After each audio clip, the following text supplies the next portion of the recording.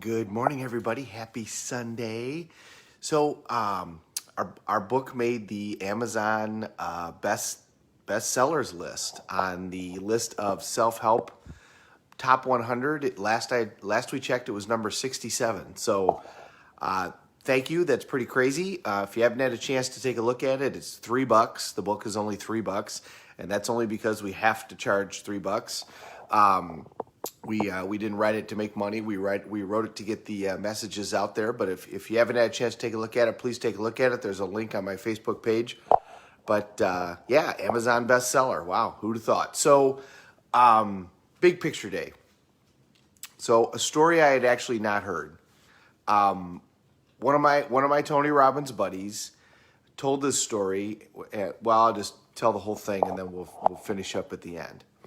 So his grandparents were Holocaust survivors. They were teenagers when the Holocaust started. They survived, they were liberated, and they met on the boat coming to America. They both actually ended up in New Orleans and then made their way to New York, made their way to Brooklyn. And they met when they were like 18 and 16 or 19 and 17. They were very young, and they quickly got along when they were on the boat, and they quickly got married, and they quickly started having babies. You know, if you were a survivor, I mean, such a large section of the Jewish population had been slaughtered that those that survived got together and immediately started having children because they needed to, repopulate their people. So they got together, they got married, they started having kids. He went to college, and they set up shop in Brooklyn. They ended up having 5 children. They ended up having several businesses and were very successful. And my buddy is one of the grandkids. And they have great grandkids. So they get to the dad's 80th birthday. So these people have now been married for 60 plus years. And he would not do anything for any of his birthdays. He would never take a vacation. He would never, it was all work, work, work, and save and prepare and be ready. And, because of the experience that they had, he just came from that place. Well, as a result, he was very successful, and his kids were all very successful. And even the grandkids, the work ethic had been instilled all the way down, and everybody had done very, very well. But his kids and his grandkids kept telling him, Papa, you got to go. You got to go do something. You're 80 years old. My goodness, you've never been anywhere. You've never done anything. So the kids got together and finally convinced him to take a cruise. His wife had always wanted to go on a cruise down in the Caribbean, and they can actually leave from New York because they bring the boats up there to do the work on the boats. So you could get on a boat in New York. It would take you all the way down the coastline, all the way down the Caribbean, and they convinced him to take a 9-day cruise down in the Caribbean. They said, we're paying for it. You're not paying for it. You're going. So he agreed, but he said, we're not going to spend, to his wife, he didn't say it to the kids. They heard the story afterwards. We're not going to spend the money on food. And remember, he didn't buy the ticket, and he's never done anything like this.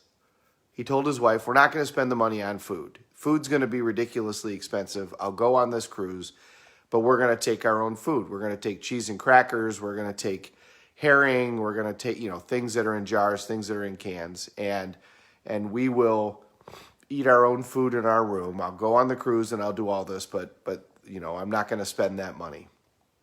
Fine. The mom was just super excited to be able to go. So they go on the cruise, and they have a great time. They meet people, and they're out in the sun, and they get to, look at the islands and walk around on the islands, and they really, really enjoyed the entire adventure. And then every time it was time to eat, they would make some excuse, that they were tired or whatever, and they would sneak back to their room, and then they would have their cheese and crackers and their herring and their stuff. So they got to the last day, and the wife said to him, it's the last day. We've made good friends here. We've had a lovely time. Can't we go have one meal and enjoy the whole thing? It's the last night. let's go really do it. And he agreed. And he said, you're right. Let's go ahead and go do that. And even said, we probably should have done that before, but let's go have a great meal. So they set up reservations with their friends. They went to the nice steakhouse while that's on the boat, and they sat down and they ordered everything. They ordered the sides, they ordered everything. And then the wife said, let's have some wine with the meal. And, okay, sure. So they ordered the wine, and then they got done, and they had this huge meal, and she goes, Papa, let's have dessert. Let's do it all. Let's have dessert. So they order the dessert, and they eat the dessert. So they get all done, and he flags the waiter down at the end. He's kind of sitting there waiting while they're having coffee, and he says, I need the bill. And the waiter says, what do you mean? And he says, I need the bill for all this food. We had the wine, we had the dessert, we had everything. I need the bill. And the waiter looked at him confused, and you know the answer to this, and said, sir, it was all included. And he goes, what do you mean? And he said, it's all included. The food was included. The wine was included. The dessert was included. It's included the whole trip. And they turned and looked at everybody else at the table, and everybody else looked back at them and said, yeah, it's all included. The food, everything is included. And then they disclosed that they had been going back to their room and eating cheese and crackers and herring the entire trip because he didn't want to spend the money on the food, and he thought he didn't know that the food was included. His grandfather, my buddy's grandfather, told this story every holiday and every family gathering. He made everybody listen to this story so that the grandkids heard it and that the great-grandkids heard it. And he said, a great lesson for me, with the grandfather talking, a great lesson for me was, you can't just live life for an outcome. He goes, I was too focused for too long in my life on creating certain financial results and creating certain security because of what I'd lived through as a child. And I didn't enjoy the ride as much as I could have. That whole boat ride, the food was included, the wine was included, the desserts were included. And a lot is true with life. A lot of the food and the wine and the dessert and the great things are included along the way. But if we get too focused on the end and don't enjoy the journey, then we get to the end and forget that we've missed a whole bunch of this.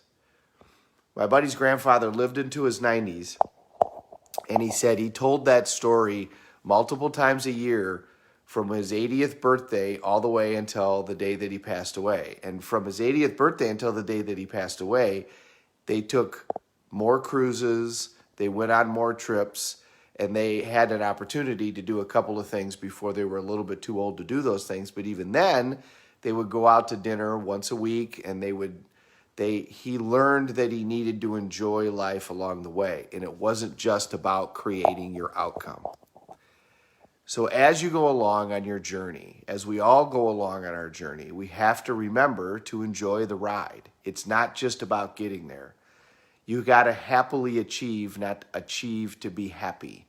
And if you think that you're going to achieve to be happy, then you're never going to be happy because it's always going to be there's another thing. So you've got to learn that you're going to enjoy that ride on the way. Stop and ride the elephants once in a while. Stop and drink the wine. Stop and have a great meal. Stop and enjoy the dessert. Stop and remember to look around and just appreciate what you have. Be goal-oriented. Achieve those goals. Absolutely. Always be driven. But while you're on that driving force, while you are that driving force towards those ends, stop and say the things that you want to say to the people that you want to say them to, and stop and enjoy the time. A great story and a great experience from a great guy. And I love that he got the chance to do a couple of more trips before they were no longer able to do some, so that they can enjoy enjoy the food and enjoy the desserts and enjoy the wine. So I hope everybody has a great day. Last day for me with my daughter who's in town, which is awesome. It's been wonderful to have her here, and it feels like spring. So thanks for watching, everybody. We're all in this together. Let's take care of each other.